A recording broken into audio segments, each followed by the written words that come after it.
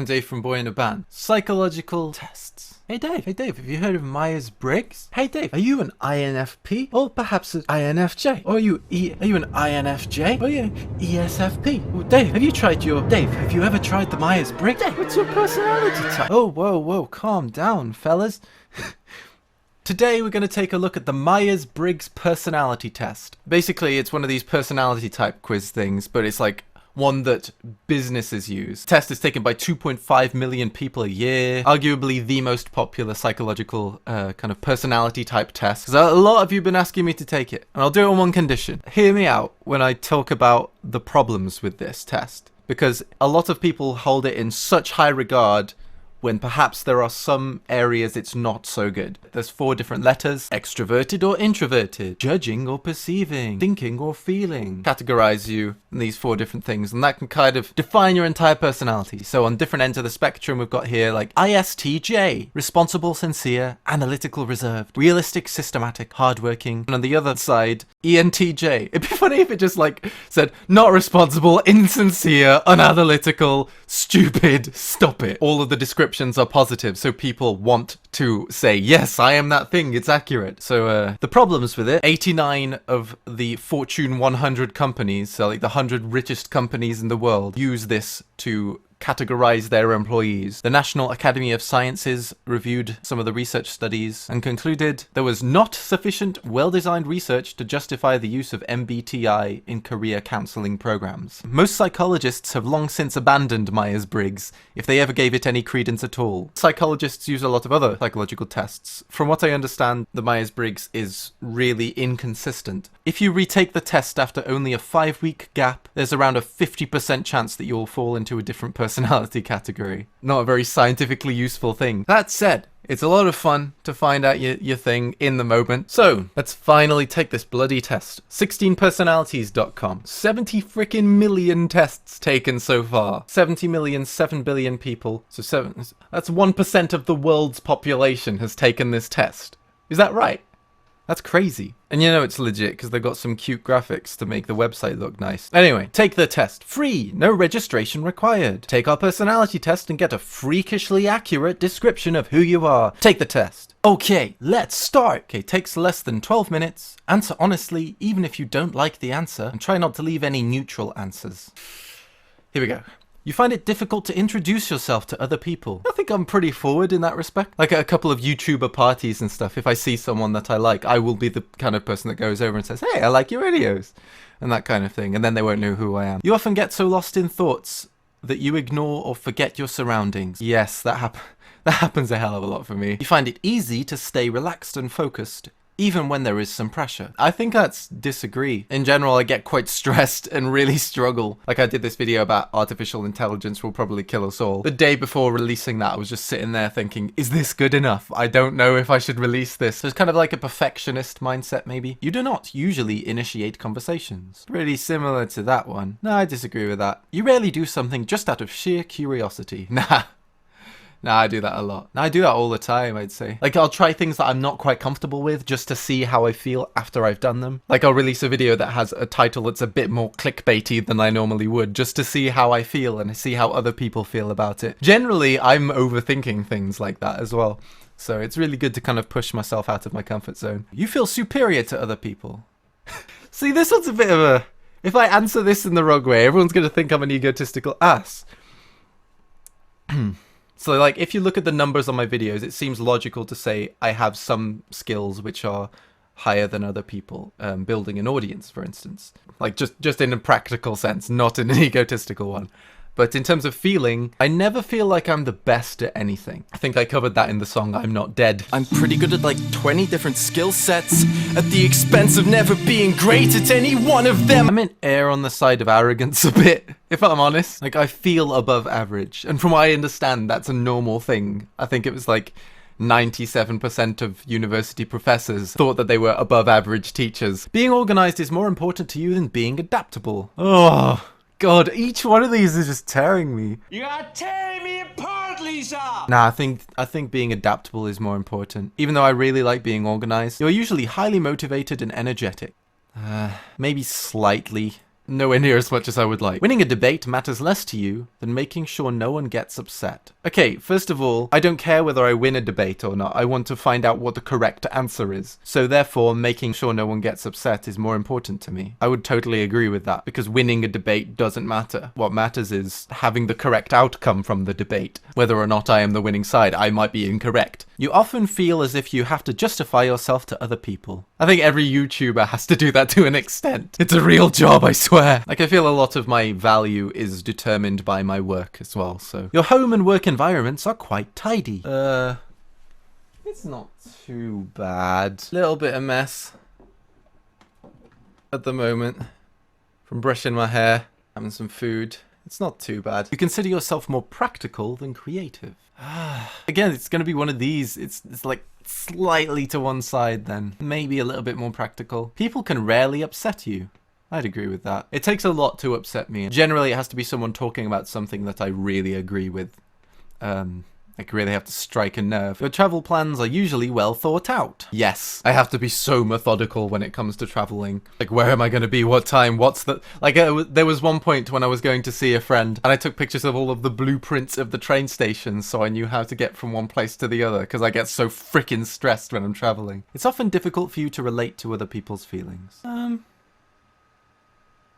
I don't think so. I'm not, like, hugely empathetic, but I'm not, like, super autistic. And I don't mean that in the freaking internet insulty way. Just, like, literally, I don't think that I have trouble connecting to people like that. Your mood can change very quickly. Nah. If I've got a bad mood, I have to sleep it off. In a discussion, truth should be more important than people's sensitivities. Damn right. I would much rather people got really hurt and then knew the truth and were able to make decisions based on fact. Otherwise, that's going to lead to more hurt in the future. So I think by pressing disagree there, you're thinking, long term, I don't mind if this person gets hurt again and again and again, as long as I don't have to deal with it in the moment. Like, that's how it comes across to me. Perhaps I missed something, though. You rarely worry about how your actions affect other people. I don't think I rarely worry about it. Like, there are times I have to push myself to do videos that I wouldn't normally do. Like, when I made the Prince E video, I was really kind of anxious that I might be going too hard, but I did my best to try and make it about the issue rather than about the person, so I kind of had to push myself to make that call. Your work style is closer to random energy spikes than to a methodical and organized approach. Naturally, that's so true. It's really frustrating. I feel like I'm kind of trying to think of a good metaphor.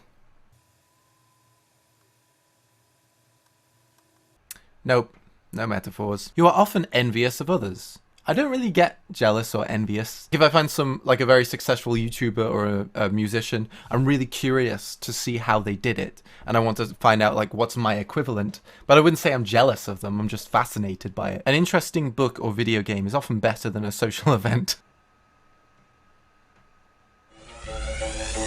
I know the truth.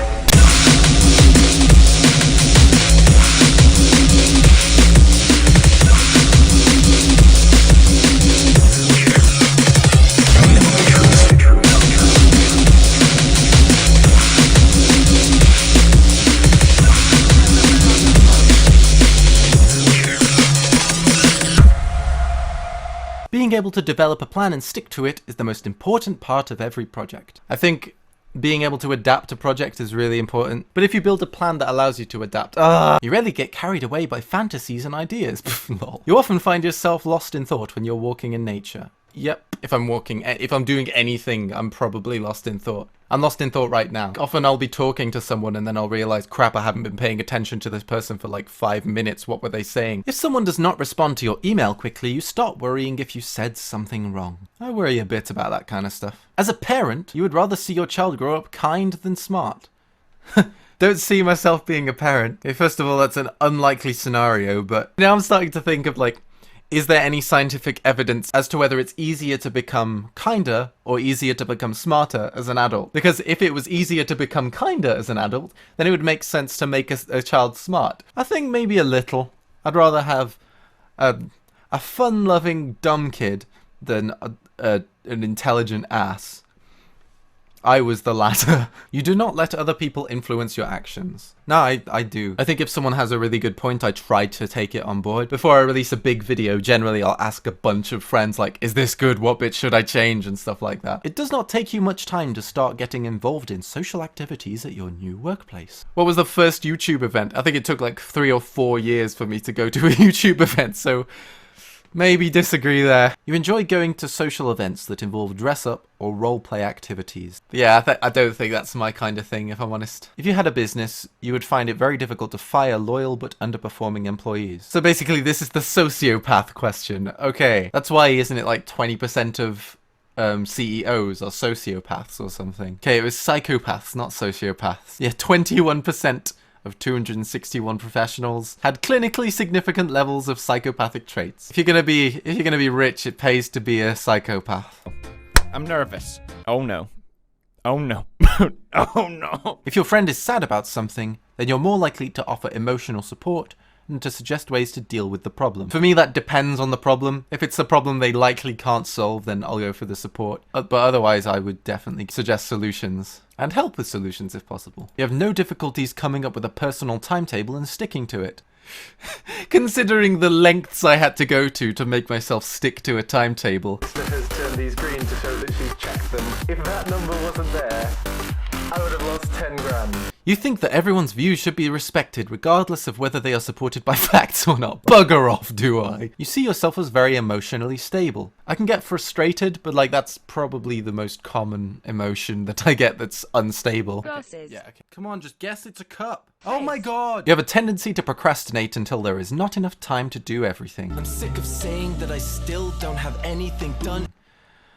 Oh boy. Results. Here we go. Here we go.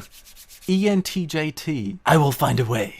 Or make one. I gotta say, I feel good thinking about myself in that way. So I can see why this is a successful personality test. So I'm a bit more thinking than feeling. I am surprised it is not way more thinking. I struggle to know what I'm feeling. I'm still unsure of my emotional state. Okay, start reading. Your time is limited, so don't waste it living someone else's life.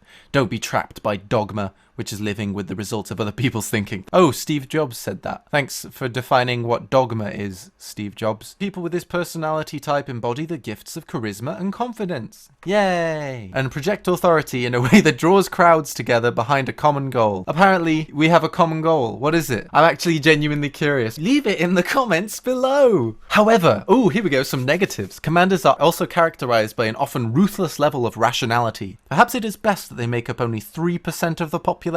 So that's quite a rare type then. I wonder what the rarest type is. Oh wow, down here it says it's 1.8%. That's freaking rare. That's interesting. So I'm a super rare type, supposedly.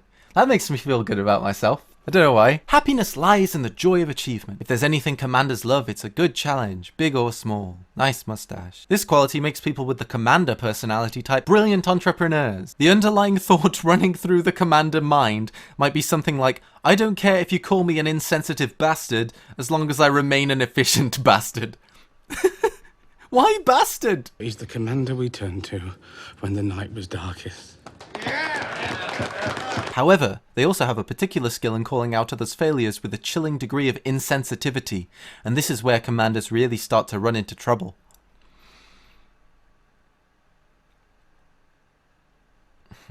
Commanders will do well to remember that they absolutely depend on having a functioning team, not just to achieve their goals, but for their validation and feedback as well. Something commanders are, curiously, very sensitive to. Who isn't sensitive to validation? Everyone likes to get their Facebook posts liked. Everyone wants to have people double tapping on their Instagram. Follow me on Instagram. Commanders you may know. Oh, Steve Jobs. Got a lot of respect for his business ethic. Steve Jobs pissed off moments. Come on, let's see what that commander personality type comes out. What's that? I did slide it and let go. Not turn it on. Here. Okay. We'll let an expert see if he can turn it on. Oh, snap. That passive aggression, though. Our networks in here are always unpredictable, so they are slow today. You know, you could help me out if you're on Wi-Fi, if you could just get off. That's just funny, not pissed off. Gordon Ramsay. When someone has best insults as like one of the top things, they're probably a little insensitive, so that's fair. Okay, so apparently Listen! Fuck off! Get out! just like me. Harrison Ford. That comes to mind when you see that. What? That picture of you. Cute. All right. What's your favorite swear word? I feel like Harrison Ford reminds me of my dad. Very to the point. Slightly less punny than my dad, though. Oh, Francis Underwood.